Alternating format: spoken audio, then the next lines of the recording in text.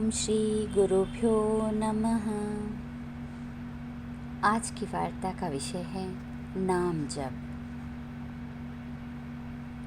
भगवान कहते हैं कि नाम जप करो, संत कहते हैं नाम जप करो, हर समय मेरा ही नाम स्मरण करो, अंत में नाम काम आवेगा। धन संपत्ति परिवार मकान कुछ काम नहीं आवेंगे। अभी तक जिन कामों को करते हुए सत्संग भजन ध्यान स्वाध्याय पाठ और जप आदि के लिए समय नहीं मिलता है, तो अंत में क्या होगा?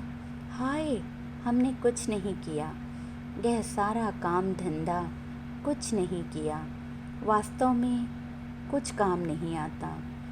मनुष्य तो कहता है कि सत्संग के लिए समय नहीं मिलता। राम राम, कितनी भारी भूल है। बच्चा जन्मता है तो बड़ा होगा कि नहीं, इसमें संदेह है। पढ़ेगा कि नहीं पढ़ेगा, इसमें भी संदेह है। विवाह होगा कि नहीं होगा, इसमें भी संदेह है। परंतु मरेगा कि नहीं मरेगा, इसमें कोई संदेह नहीं है।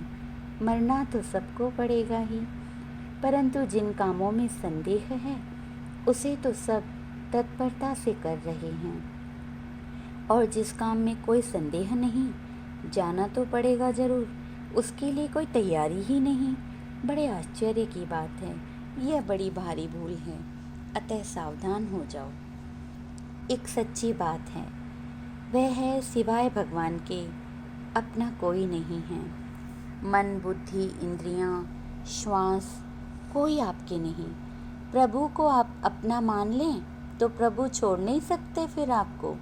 ये सब चीज़ें जिनके पीछे आप पड़े हैं, हम पड़े हैं, आपकी बात कोई मानने वाले नहीं हैं। जिस शरीर की हम सदा रक्षा करते हैं, एक दिन रात्रि में भूल से कपड़ा अलग रह जाएगा तो जाड़ा लग सकता है। यह ख्याल नहीं करता कि कितने दिन इसने रक्षा की, एक दिन मैं भी क्षमा कर दूं। इतने वर्षों से इस शरीर को अन्न जल देते हैं, तो 2 दिन भी अगर अन्न जल बंद कर दें तो क्या शरीर हमारी देखभाल करता है? यह कितना कृतज्ञ है, 2 दिन में ही पोल निकाल देता है। ऐसे ही कृतज्ञ शरीर के तो हम बन गए गुलाम, और जो हैं भगवान, याद करने मात्र से दौड़ते हैं, उन भगवान को कोई याद ही नहीं करता। बिना याद किए भी उन भगवान ने हमें विद्या बुद्धि ज्ञान शरीर जीवन आदि सब कुछ दिया है और देते ही रहते हैं। इतने विलक्षण ढंग से देते हैं कि उनका दिया हुआ अपना ही मालूम देता है। ऐसे परमात्मा को हम भूल गए हैं। सूरिदं सर्वभूतानां ज्ञात्वा मां शान्तिमृच्छति। परमात्मा पापी दुराचारी सज्जन आदि सभी के परम सुहृद हैं।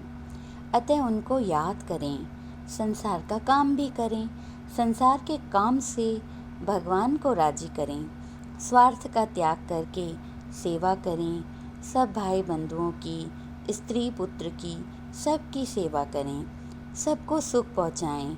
यह सोचकर ये सब भगवान के हैं, इससे भगवान बड़े राजी होंगे कि ये तो मेरे बच्चों का पालन करने वाला है।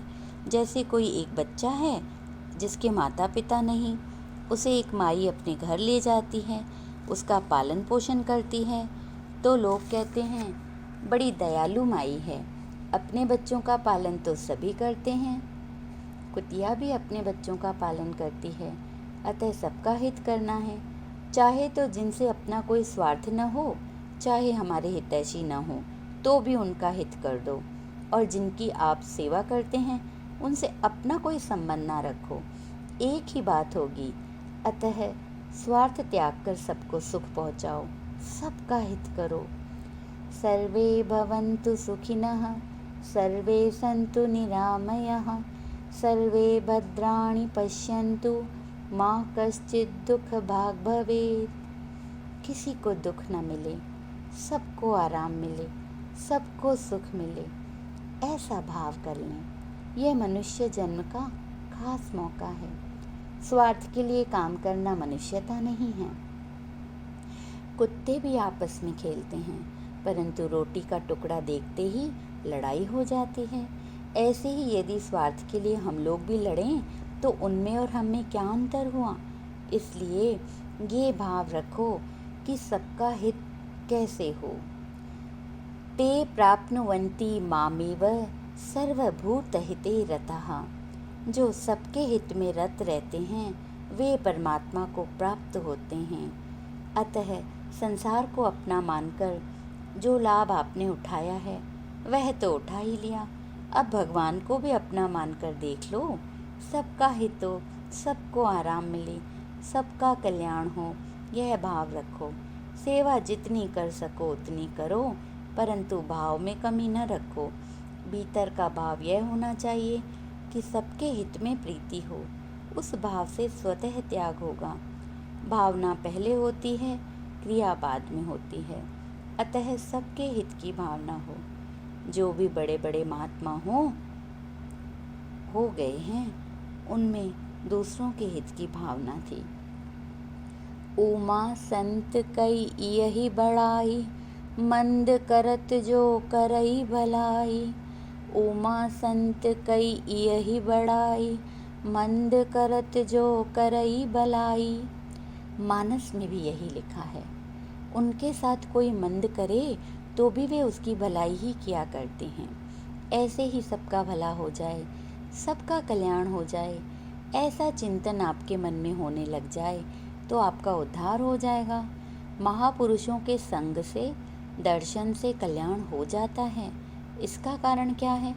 कारण है कि एकांत में रहते हुए भी उन महापुरुषों को चिंता रहती है कि सबका कल्याण कैसे हो जाए। उस लगन के कारण उनके दर्शन मात्र से संसार का हित होता है, उनकी हवा मात्र से सबका कल्याण होता है। एक मार्मिक बात है कि जैसे परमात्मा सबका हित चाहते हैं, उसी प्रकार जो व्यक्ति सबका हित चाहता है उसकी परमात्मा की शक्ति के साथ एकता स्थापित हो जाती है और वास्तविक रूप से उसके द्वारा सबका हित ही होता है। अतः सच्चे हृदय से सबका हित कैसे हो, सबका कल्याण कैसे हो, यह लगन लग जानी चाहिए। माताएं, बहनें घरों में स्वयं अपना कार्य करें, सबकी सेवा करें, दूसरों से नहीं कराएं। यह शरीर थोड़े दिनों के लिए मिला है, फिर समाप्त हो जाने वाला है। अतः डटकर सेवा कर लो, लाभ उठा लो। फिर यदि यह शरीर बीमार हो जाएगा तो इसे उठाने बैठाने के लिए भी दूसरे आदमी की ज़रूरत पड़ेगी। जी गए तो यह दशा हो सकती है, नहीं तो खत्म हो जाओगे। यह सेवा असली चीज़ है, यह भगवान को भी खरीदने वाली है। इसलिए महात्माओं ने कहा है, सेवा करो, चीज़ें वस्तुएं तो दूसरों को दो, काम धंधा अपना अपना करो। देखें आपस में प्रेम होता है कि नहीं। परिवार में झगड़ा वास्तव में क्यों होता है? इसलिए ना कि हम कहते हैं काम धंधा तो तू कर, चीज़ें मैं लूँ। इसी से तो लड़ाई होती है। आपस में प्रेम बढ़ाने का दूसरा उपाय है बड़ों के चरणों में भी प्रणाम करें।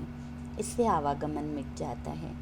बड़ों के चरणों में नमस्कार करें, उनकी आज्ञा का पालन करें, उनकी सेवा करें। उनको कितनी प्रसन्नता होगी, इसमें आपस में कितना प्रेम बढ़ेगा, स्नेह बढ़ेगा, घर में आनंद रहेगा। धर्म, संत, महात्मा, परिवार, भगवान सभी राजी हो जाएंगे। परंतु यदि कोई गड़बड़ी करता है, खोटे रास्ते पर चलता है, तो उससे तो माता पिता भी नाराज हो जाएंगे। अतः सेवा, उपकार करो और भगवान को सदैव याद रखो। यह संसार सदा रहने का नहीं है। यहाँ सदा रहने के लिए नहीं आए हैं, थोड़े दिन रहना है। जैसे कुछ दिनों के लिए गीता भवन में सत्संग में जाते हैं, फिर कभी न कभी यहाँ से चल देंगे। इसी प्रकार इस संसार से चल देना है, अचानक, और पता ही नहीं कि कब चल देना है। तुलसी सोई नर चतुर है, जो राम भजन लवलीन। तुलसी सोई नर चतुर है, जो राम भजन लवलीन। पर धन पर मन हरन को, वैश्या भी परवीन। भगवान के भजन में जो लग गया है वही समझदार है। भगवान के दरबार में भी उसका आदर है कि उसने मनुष्य जन्म सफल कर लिया। भगवान ने कृपा करके मनुष्य जन्म दिया कि जिससे यह अपना कल्याण कर ले, परंतु यदि मनुष्य अपना कल्याण नहीं करते तो वे भगवान को एक प्रकार से धोखा देते हैं। इसलिए ऐसा कभी नहीं हो।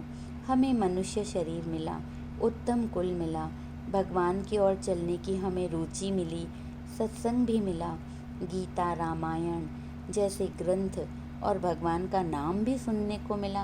अब बाकी क्या पाना बाकी रहा? थोड़ा सा उद्योग हमें अपनी तरफ से करना ही है। हाँ में हाँ मिलाओ, इतने में कल्याण होता है। भगवान की कृपा मानकर नाम जप करो, सेवा करो और रात दिन मस्त रहो कि हम तो अन्याय करते नहीं, किसी को दुख देते ही नहीं, किसी को कष्ट पहुंचाते ही नहीं, तो फिर हमें दुख किस प्रकार का, चिंता किस बात की। तन कर मन कर वचन कर, देत न काहू दुख, तुलसी पातक झड़त है, देखत उसके मुख। ऐसी कृपा करो कि अब से किसी को दुख नहीं देंगे, मन से किसी का बुरा चिंतन नहीं करेंगे, जिह्वा से कभी ऐसी वाणी, एक वचन ऐसा नहीं बोलेंगे जिससे किसी को कष्ट पहुँचे, कोई क्रिया ऐसी नहीं करेंगे जिससे किसी को भी कष्ट पहुँचे, सबको आराम पहुँचाएंगे, सेवा करेंगे, ऐसे संपूर्ण प्राणियों के हित में लगे रहेंगे। भगवान की अनंत शक्ति, अपार शक्ति हम सबके साथ है। ऐसा करते करते मनुष्य जीवन सफल हो जाएगा। कलयुग की बड़ी महिमा गाई गई है क्योंकि इसमें बहुत जल्दी कल्याण होता है। कलयुग समजुग आन नहीं, जौ नर कर विश्वास, गाई राम गुण गण विमल, भव तर विनहि प्रयास।